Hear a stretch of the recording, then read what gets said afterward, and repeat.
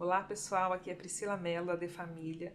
Estamos aqui na Comover, no Cívico, para mais um programa dos embaixadores da De Família. O que são os embaixadores? Os embaixadores são pessoas que têm uma história de vida inspiradora e que vão nos mobilizar com suas histórias e a trajetória de vida que eles vêm construindo. Então hoje a gente está com a Cris Mamprim e ela vai contar para a gente um pouco da história dela. Seja bem-vinda, Cris. Obrigada, Pri. Eu espero que seja inspiradora mesmo. Eu venho de uma família empresária, meu pai é fundador de uma empresa eu sou a terceira filha de três e meu irmão trabalha com meu pai, a minha irmã não trabalha com meu pai também, ela trabalhou por um tempo, depois parou de trabalhar. E eu também enfrentei essa decisão de se iria trabalhar com meu pai ou não, na empresa da família ou não. Eu decidi que eu achava que era importante fazer primeiro a minha formação, para depois eventualmente decidir se eu faria esse caminho ou não. E segui trilhando, fui fazer direito, que eu achava que era uma faculdade, não adianta eu falar isso, que eu ia me formar e depois decidir se eu trabalhar e fazer medicina, né? Se meu pai é empresário, então não é empresário do mundo da hospitalidade, então não fazia sentido.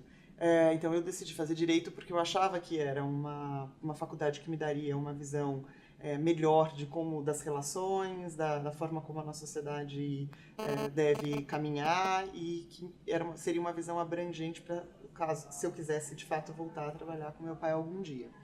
Essa foi a minha decisão lá com 16 anos, a gente se forma muito cedo, então era o que eu podia tomar de decisão naquela época, era o que eu dava conta de tomar de decisão. Fui apoiada pelo meu pai nessa escolha. E aí comecei a trabalhar muito jovem, já a estagiar, e fui trilhando sempre o meu caminho em escritórios. Eu nunca trabalhei em empresa, trabalhei por um período muito curto na empresa do meu pai, de estágio, mas sempre trilhei a minha trajetória trabalhando em escritórios. Mudei poucas vezes de escritório, mas fui, enfim, sempre evoluindo dentro dos escritórios que eu trabalhei. Atualmente eu sou responsável pela prática de direito imobiliário no escritório BMA Advogados, Barbosa Masnick Aragão. É um escritório grande, um dos maiores escritórios do Brasil, com operações super interessantes. Eu passei por alguns escritórios estrangeiros também, morei fora para também ter essa experiência num mundo mais globalizado de como outra forma de direito. A gente tem um tipo de direito que é civil law, eu fui entender um pouquinho de common law também, que são os nossos investidores no mercado brasileiro. Eu achava que era interessante ter essa experiência também. E hoje estou lá, tocando uma prática aí nesse mercado desafiador que é o mercado imobiliário. Então, uma das razões da gente ter convidado a Cris para ser nossa embaixadora é justamente para tocar nesse tema do mercado imobiliário, porque a maior parte das famílias empresárias, elas têm um patrimônio, elas desenvolvem um patrimônio, muitas vezes proveniente do esforço do negócio, e esse patrimônio, às vezes, ele é tratado apenas como uma geração de renda. Então, era muito para a gente bater papo nesse sentido, porque eu acho que você tem desbravado num tema que é tão importante para as famílias empresárias e que pouco é falado. Então era disso que eu gostaria que a gente aprofundasse, falasse um pouco mais sobre o que você viu historicamente e como você tem visto hoje as coisas acontecerem nesse sentido do patrimônio imobiliário, das famílias, enfim. Na minha trajetória, o começo da minha trajetória era sempre o patrimônio imobiliário como uma segurança e algo que servia ao negócio, né? Então, o patrimônio imobiliário ele nunca foi destacado como sendo um patrimônio da família, mas como uma parte da empresa, né? Então, ele servia à empresa, ele servia ao propósito da própria empresa. Até para a empresa conseguir créditos, empréstimos. Também, como garantia, para usar, né, o imóvel no negócio. E eu fui acompanhando uma mudança nessa visão, né? E, claro, óbvio, sempre pensando em comprar também patrimônio imobiliário, não só aquele que servia ao negócio, mas um patrimônio imobiliário que também ia sendo comprado para deixar. Eu quero deixar um apartamento para cada filho, uma casa na praia para cada filho, é um patrimônio também como segurança, né? Encarado como uma segurança. Acho que esse patrimônio como segurança não mudou. Ele, com certeza, continua, talvez com menos mistura entre negócios e patrimônio familiar. Hoje já se enxerga com mais clareza que é preciso ter um patrimônio familiar e é preciso ter um patrimônio da empresa. E como isso se constitui? Ou será que é necessário um patrimônio que só sirva à empresa? Né? E aí eu tenho visto que durante alguns anos essa mentalidade já vem mudando. Hoje, isso já não é mais será que temos que fazer? Temos que fazer. A pergunta não é será que temos que fazer, é como temos que fazer. Né? Como vamos fazer isso? Tá certo, a gente precisa fazer isso. A gente tem aqui um patrimônio, a gente precisa usar esse patrimônio, a gente precisa fazer com que esse patrimônio também gere resultado para a família. Como a gente pode fazer isso? E o mercado tem evoluído muito, em muitos produtos e muitas formas da gente fazer isso. O que eu percebo é que às vezes as famílias aceitam fazer isso por uma economia tributária. Mas ainda assim, depois que começa a descobrir o que esse patrimônio de fato pode ser, no que se pode se tornar esse patrimônio. Talvez o primeiro passo seja entender que eu vou ter uma economia e depois aí que passa para um outro passo. Qual que é os estágios que essa família vai caminhando?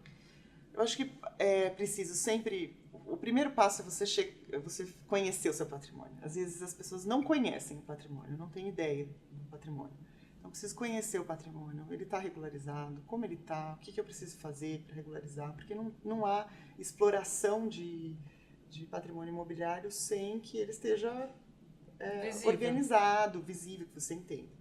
Mapeando o patrimônio imobiliário, conhecendo qual é o patrimônio imobiliário, a gente descobre qual é a vocação dele. Né? Qual é a vocação? A gente vai ter imóveis que vão ficar assim porque é para moradia da família, ok. Ou para casa da praia, ok. É isso, vai ficar lá.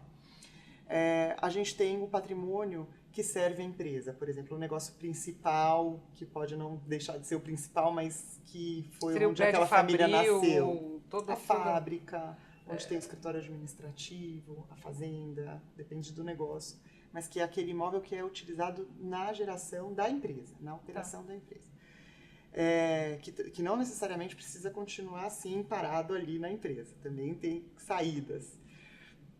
E o outro patrimônio que com o tempo foi sendo que tem um outro tipo de vocação. Tá? Tem fazendas, ou tem prédios comerciais, ou tem um terreno, simplesmente um terreno, sem uso, só gerando despesa. E entender a vocação. Depois que entendeu a vocação, é que vai se discutir qual é a modelagem. E começar a discutir qual é o perfil da família para aquela modelagem. Né? A modelagem, se você tem a questão fiscal, muitas vezes é para aí que a gente é procurado principalmente para isso. E vem se discutir. Não, vamos colocar num fundo que vai certamente ter economia tributária. Não necessariamente. Depende da vocação do ativo. Se é um ativo para renda, provavelmente você vai ter um ganho na hora de fazer. Tem um custo, a gente tem sempre que lembrar, tem um custo na hora de implementar, mas depois você pensa no tempo, o quanto aquilo pode te trazer de benefício fiscal. Com certeza, a modelagem não existe uma para cada, depende da vocação mesmo do imóvel e o que você pretende, e como a família pretende participar da exploração desse imóvel.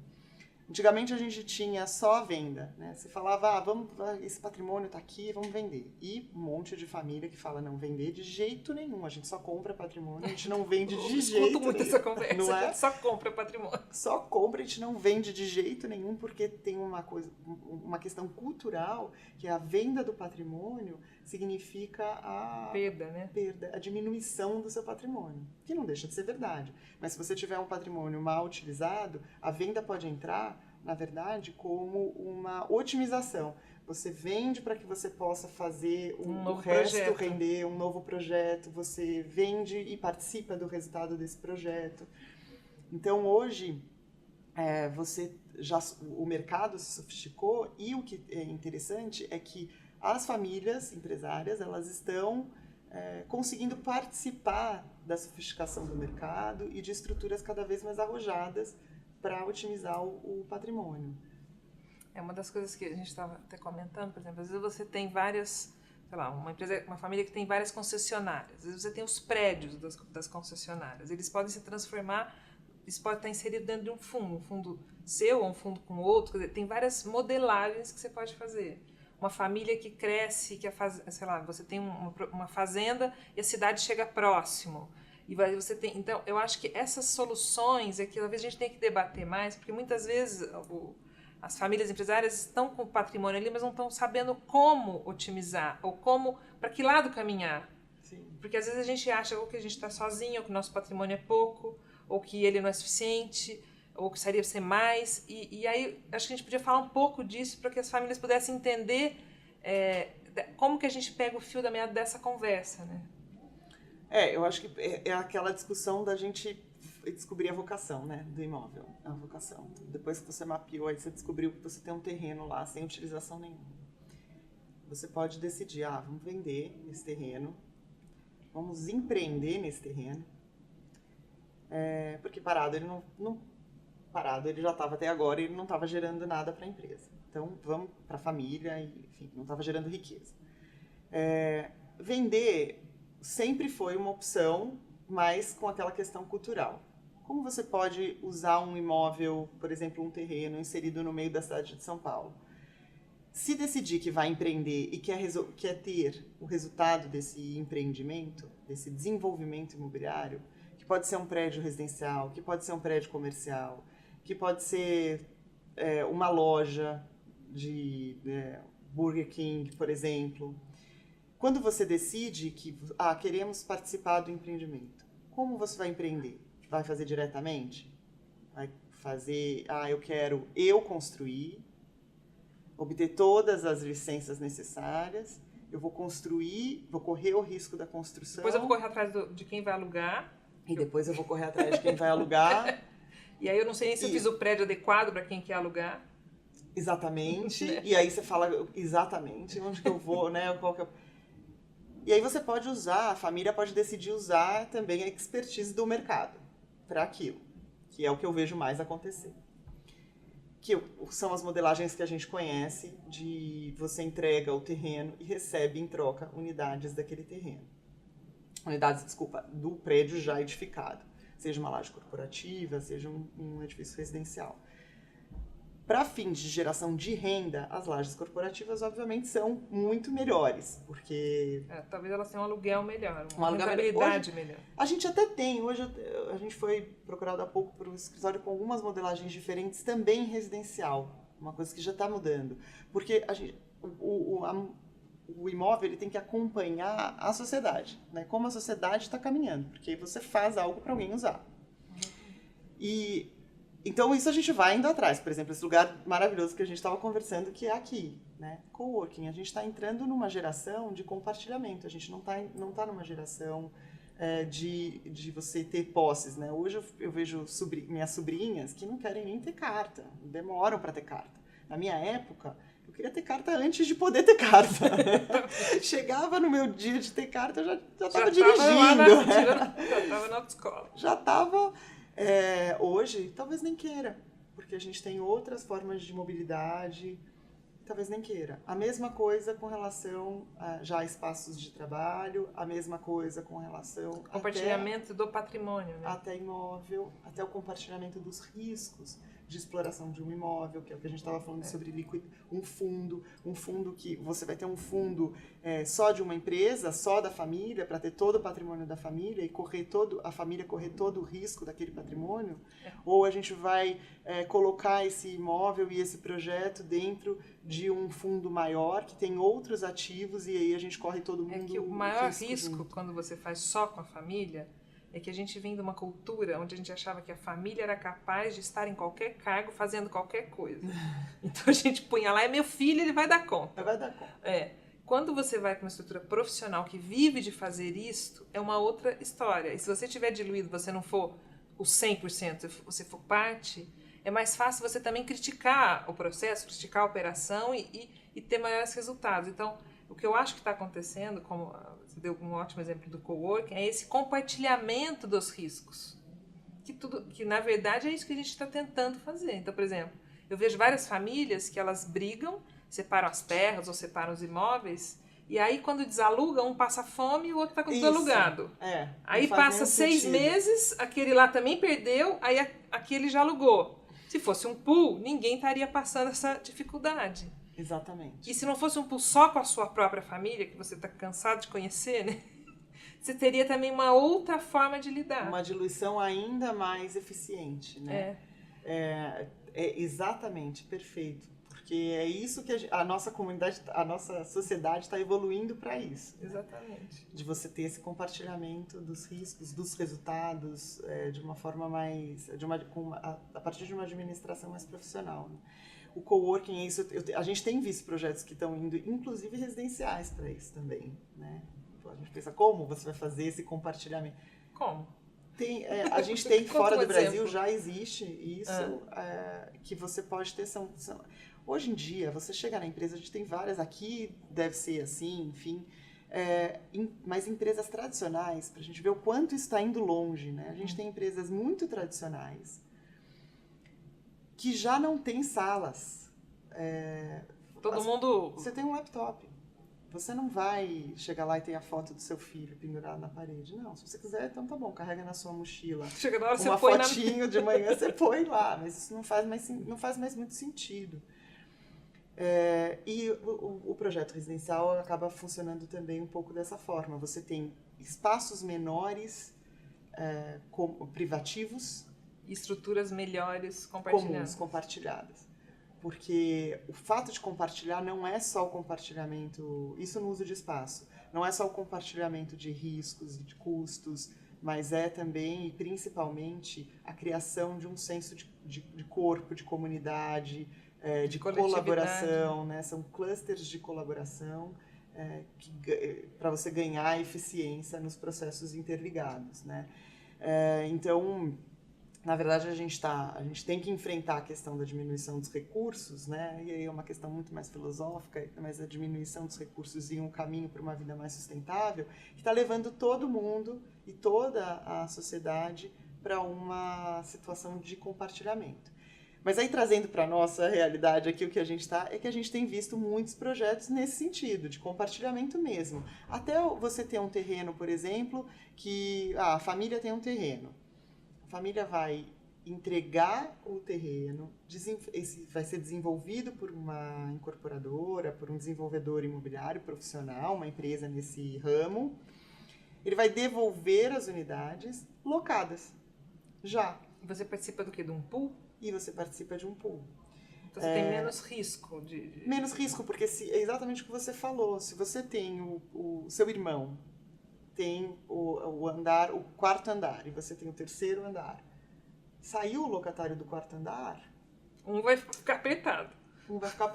Então, o que acaba acontecendo é que se você estiver num pool, você recebe toda a receita, deduz toda a despesa e cada um recebe a sua participação. E todos vão trabalhar para recolocar algum inquilino lá o mais rápido possível também. Exatamente. Tem esse apoio coletivo. Né? E não é um condomínio de propriedade que não funciona mais. Você ter o terceiro andar, por exemplo, detido por todos os irmãos. Não funciona mais isso, né? Vamos colocar o imóvel, todo mundo, 10 herdeiros lá naquele imóvel e ninguém decide o que vai fazer. Precisa fazer uma reforma no imóvel para alugar melhor. Não, mas o irmão A tem dinheiro para colocar, o B não tem. Aí não faz. Ou faz uma estrutura muito mais desgastante do ponto de vista emocional do que simplesmente... Porque você entra nas questões da família e que essas deveriam já estar numa outra esfera. As questões da família você trata na família, ali é um business, né? Exatamente, você não pode deixar o business... E aí funciona igualzinho com o business original daquela família empresária. O business original, a gente sempre fala isso, né? A gente precisa isolar a operação das questões familiares. Sim. A gente precisa isolar. O patrimônio imobiliário também tem que ser enxergado dessa forma.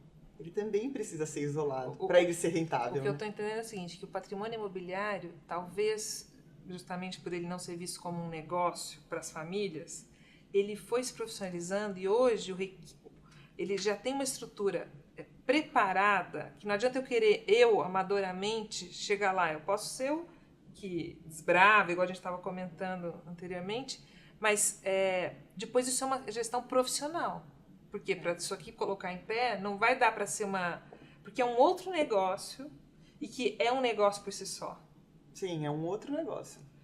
Ele tem que ser encarado como um outro negócio. E que às vezes a gente tem que fazer o estudo, entender o seu perfil, entender o que você quer de fato, como família, e cada um encaixar no perfil. Porque eu não sei, mas provavelmente uma família tem um que quer geração de renda e outro que quer desenvolvimento.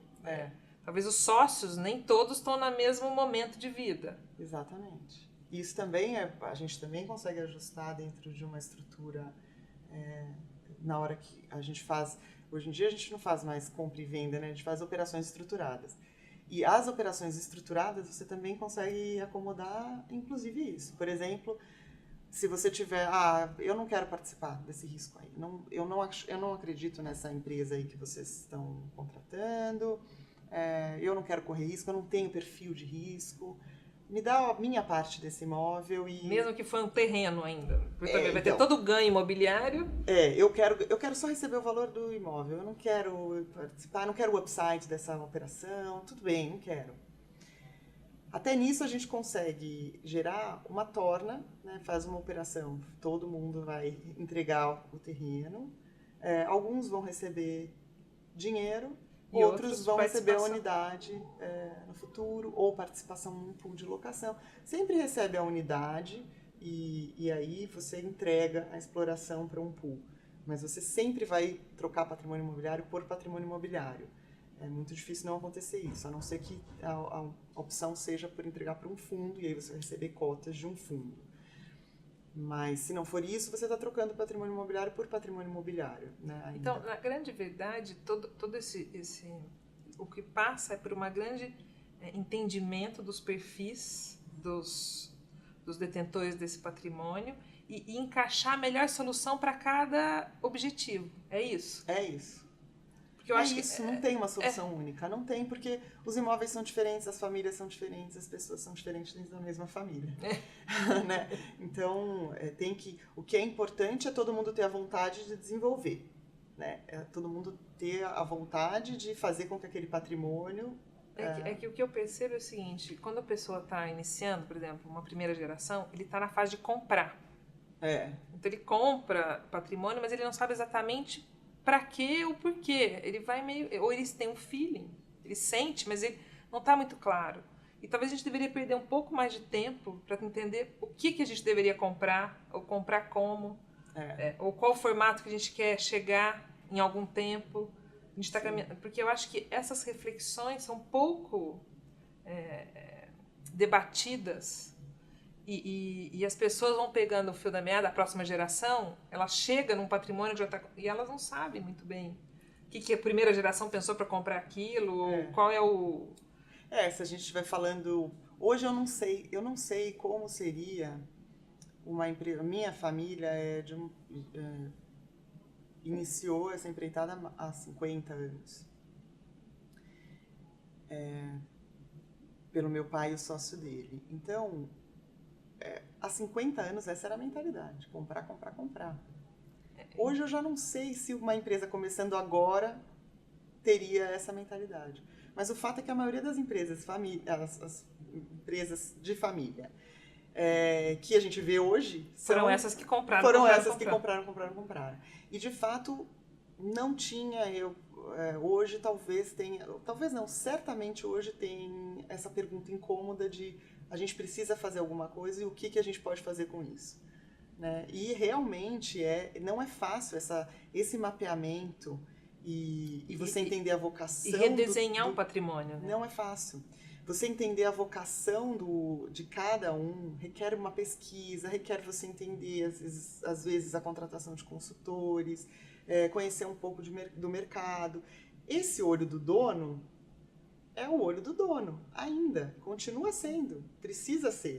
O que a gente está dizendo só talvez a execução desse plano Vai ser numa esfera profissional. Numa esfera profissional. Mas o olho do dono engorda o gado?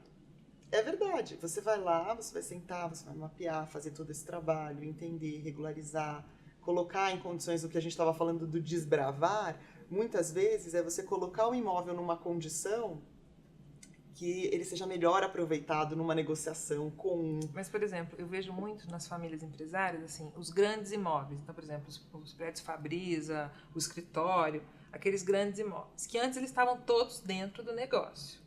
E a gente já começou a perceber que isso é um negócio, enfim, ele pode pagar aluguel, ou ele pode ter uma outra composição, ele pode fazer parte de um fundo.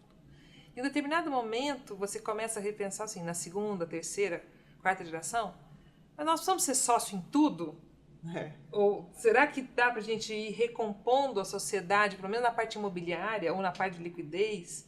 Então, essas recomposições que eu acho que vai muito de encontro, que eu, como cada núcleo, qual o perfil, ou para que lado que a gente quer ir. Sim. Porque pode ser que um dos núcleos não tem filhos, ou outros filhos, enfim, cada um vai ter que descobrir e aí ir tentando desatar esse nó com cautela e juntos. Sim. Porque engraçado que essas coisas que a gente não criou, mas que elas existem, porque você vem de uma família empresária, elas estão lá. E você vai ter que lidar com elas e você vai ter que ficar mais junto até para poder desatar aquele nó. Então você vai ter que discutir até o nó, senão você não vai conseguir passar. Porque eu tava... às vezes você fala assim, bom, esse apartamento é ótimo, bom, mas nós somos em 10, né? Bom, aí cachorro que tem muito dono morre de fome, né? Ninguém arruma nunca o apartamento. Não.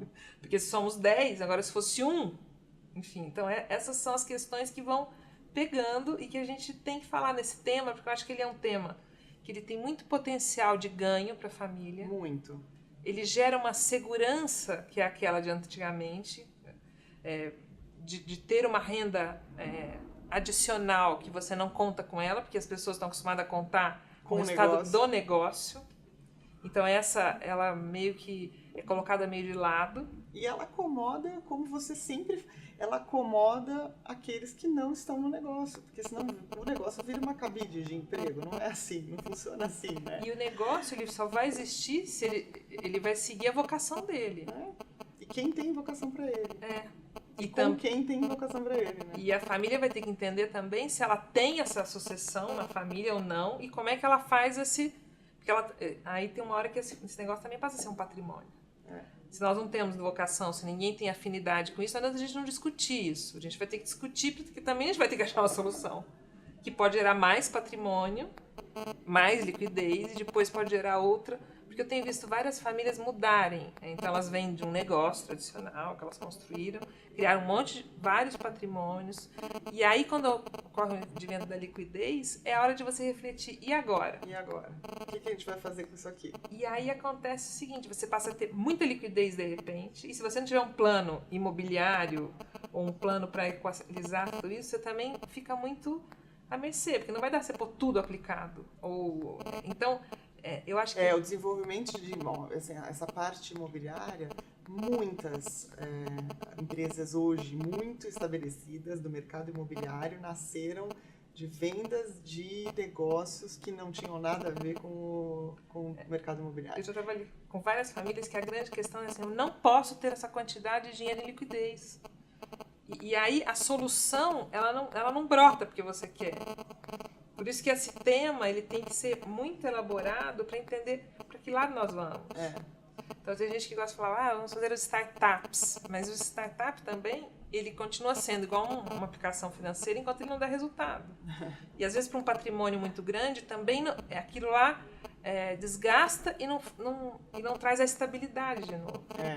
Não traz estabilidade. O mercado, aquilo que a gente falou, né, culturalmente a gente sempre entende o investimento imobiliário como um investimento seguro, porque se tudo der errado, você continua com patrimônio, né? Se tudo der errado, eu ainda tenho patrimônio. Então ele vai ser sempre visto como um investimento mais seguro. Quando você encara um desenvolvimento imobiliário, você tem mais risco. E por ter mais risco, você pode ter mais ganho. O retorno pode ser maior. Mas você pode ser um pouco mais conservador e entender que esse não é o meu perfil. O meu perfil, eu prefiro ter, e assim, o raciocínio funciona muito parecido com ações. Tem um empresário muito famoso, eu não vou citar nomes porque não faz nenhum sentido, mas muito famoso, eu nem teria problema porque eu conheço, não por ser meu cliente, é conhecido, mas acho que não convém. Eles eram 2 irmãos e um decidiu que ia emprestar dinheiro e o outro decidiu que ele iria emprestar imóvel. Por quê? Naquela situação de inflação, ele entendia que o emprestar dinheiro era mais rentável. E o outro entendia que emprestar imóvel é a mesma coisa que emprestar dinheiro. Emprestar no sentido de alugar. Sim. É a mesma coisa que emprestar dinheiro. Você também vai entregar Só que você tem alguma coisa que vai te devolver um rendimento. Só que tem uma diferença. Por quê? Quando você empresta dinheiro, você precisa ficar correndo atrás de garantias que encarecem o crédito. E o retorno, talvez... O retorno vai ser um pouco castigado por esse risco de crédito de quem você está emprestando dinheiro. E o imóvel, que era o que a gente estava falando, não. Quando você empresta imóvel, você não precisa correr atrás disso, porque se tudo der errado, o imóvel volta para o seu patrimônio. Quer dizer, ele nunca saiu, né? Mas a utilização do imóvel também volta para você. E ele fez isso. É um dos maiores proprietários da América Latina de imóveis, porque ele só compra, ele é conhecido por nunca vender, só comprar imóveis, porque ele empresta imóveis, né? Então, um empresta dinheiro, o outro empresta imóveis. Essa é a visão mais conservadora. Quem tem uma visão um pouco mais conservadora quer continuar com o imóvel, ele quer continuar imobilizado. Então ele vendeu, teve uma liquidez enorme, mas ele não quer ir lá e correr risco de bolsa, ele não quer uma aplicação financeira. Quando ele pulveriza em vários, ele já não está concentrado num só. Porque às vezes tem clientes que têm uma fazenda, 10 fazendas, está tudo concentrado. Se você tem vários imóveis, você pode ter... Então, assim, depende do portfólio que você está construindo, né? Depende do portfólio. A gente tem essa história da decisão do portfólio é uma decisão que não é só de família empresária, é uma decisão das empresas que são do mercado imobiliário. Você tem que descobrir isso, a vocação, um nicho, e você pode não precisar escolher um só. Você pode ter vários e diversificar esse risco. Né? Testar vários modelos, porque no final do dia o imóvel ainda está lá com você. Né? Uma coisa interessante que eu fiquei pensando, eu já lidei com várias questões dos sócios que em determinado momento resolvem separar o patrimônio. Então, por exemplo, fazendas, enfim. É muito comum, também no ramo agro, quando há o falecimento dos patriarcas, vamos dividir as terras. Não necessariamente você pode dividir os negócios, mas a terra, se ela está em um pool, ou se ela está num fundo, ou em alguma coisa, talvez eu possa ter mais rentabilidade. Essa é uma visão nova. Porque antigamente, realmente, a gente não se entende, vamos dividir tudo. Porque era a visão mais... que era justamente essa coisa da sucessão. Que a gente fazia muita confusão em relação à sucessão. E hoje, o que a gente percebe é que, às vezes, se a gente se preparar para isso ser um fundo e ter uma gestão profissional... Se o que eu quero daquela terra é rentabilidade, isso pode ser uma solução. E pode ser que eu tenha uma outra fazenda que naquela sim eu vou ter o meu negócio, eu gosto de enfim. Então, são soluções customizadas que antes não existiam e que as pessoas iam para o radicalismo. Sim. E que nem sempre essa é a melhor solução. Na verdade, toda vez que a gente toma uma decisão muito emocionado, a gente tende a não fazer. Por sorte, a gente pode fazer o melhor. Mas senão a gente tende a fazer aquilo que resolva mais rápido, né? Às vezes a gente pode ter uma solução intermediária, que é o que você está dizendo. A gente pode ter uma solução intermediária, que é criar uma estrutura que no tempo dará a divisão cômoda e correta das partes, né? Do que cabe a cada pessoa. Você pode fazer isso via, por exemplo, grandes terras. Eu já participei de vários projetos nesse sentido. Eram terras vastas, perto de cidades, vai começando a crescer, você sabe que a cidade vai desenvolver ali, vai se desenvolver por ali, daria para ser outra cidade, ou às vezes eu já trabalhei em projetos que eram entre uma cidade e a outra todas as terras pertenciam à mesma família. Isso é Dá super pra você ligar comum. uma cidade na outra. Uma cidade na outra. É super comum. Inclusive, alguns dos imóveis estão nas duas cidades, meio a meio. Né? A gente tem que fazer uma regularização, é uma dificuldade. Esses são projetos de muitos anos. Se você resolver simplesmente dividir, Você é perde bem o valor, possível né? que você vai perder o valor daquela, né?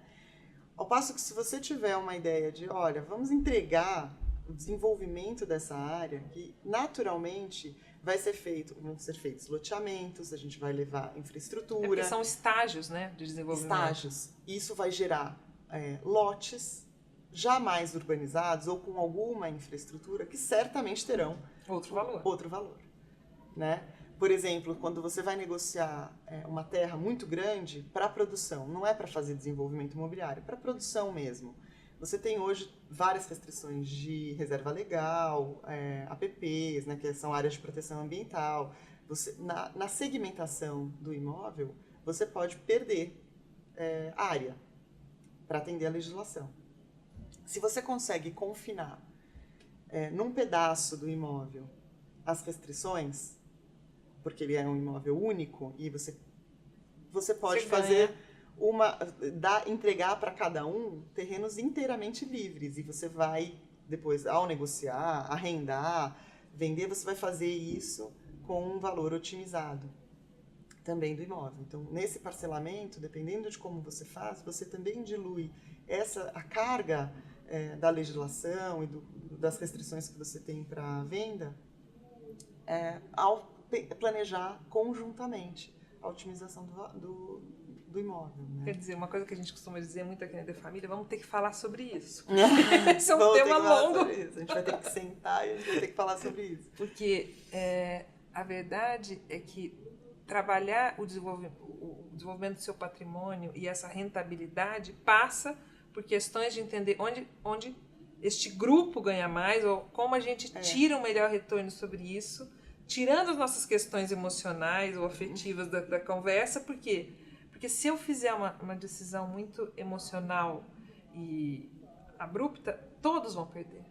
E é o que geralmente a gente percebe. A gente percebe grandes fortunas que vão sumindo porque as pessoas resolveram fragmentar o patrimônio. E às vezes a gente tem que ter uma solução mais inteligente. Hoje em dia, até para imóveis rurais, a gente ainda tem algumas barreiras de desenvolvimento de exploração no Brasil. Por exemplo, a gente tem uma lei que estrangeiro não pode ter terras rurais. Né? A gente espera que isso vá caminhar para uma solução, porque hoje a legislação que a gente tem ela não atende o tipo de operação que a gente tem no Brasil. Mas se você tiver, por exemplo, isso hoje é uma oportunidade de desenvolvimento com parceria de terra. Então você não tem aquele herdeiro que recebeu aquele imóvel, não tem nenhuma vocação, ele não sabe se fazenda, ele não quer explorar aquela terra. Mas se ele tivesse alguém disposto a explorar com ele, com uma expertise, enfim, ele poderia seguir nesse negócio. E hoje você tem esse tipo, até essa possibilidade que em imóveis rurais há um tempo atrás não existia. Hoje você tem também uma Mas o que eu vejo é que aí eu acho que é importante também para a gente bater um papo aqui, é que assim, muitas vezes a gente tem a autoestima detonada ao longo de um processo familiar e a gente não consegue refletir que existem outras soluções. Então a gente tem que tomar cuidado com a gente dentro desse processo para poder se colocar e achar novas soluções. Tem soluções. Tem soluções. Mas nós temos que conversar e não ter medo de perguntar, porque não é porque eu não sei que não tem a solução. Acho que a gente tem que ter essa curiosidade. E muda toda hora. Muda, todo mundo. É tão legal que todos os mercados assim, são tão criativos, né?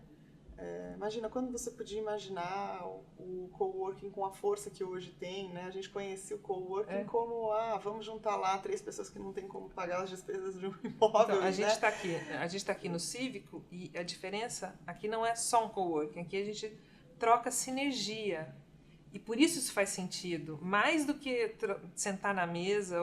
E eu acho que é isso, trocar a sinergia, falar sobre o mesmo desafio e conseguir achar soluções que que contribuam e que às vezes a gente possa juntar com outra pessoa e fazer melhor, eu acho que esse é o mote. E se a gente acha que essa é a solução para pessoas que nem se conhecem, com certeza é a solução para famílias. Exatamente. Não tem a menor dúvida. A questão é como fazer isso de um jeito que você de fato isole a exploração do patrimônio imobiliário, que você enxergue o braço imobiliário com a mesma importância que o próprio negócio. Exatamente. Então, assim, eu queria agradecer a Cris, agradecer a participação dela hoje. E a gente vai continuar falando sobre esse tema. A ideia é depois a gente ter um espaço dedicado a falar sobre esse tema, porque eu acho que esse tema ele é um tema bastante inquietante, que tem muito a se falar e cada caso é um caso. E todo mundo que faz parte de uma família empresária tem essas questões na pauta, tá ali. Você pode não estar resolvendo, mas elas estão ali e elas vão continuar. Então... Enquanto você não fala dele, você está perdendo dinheiro, né? Exatamente. Então, é isso. Obrigada, Cris. Agradeço. E a gente continua. Muito legal, conte comigo. Obrigada.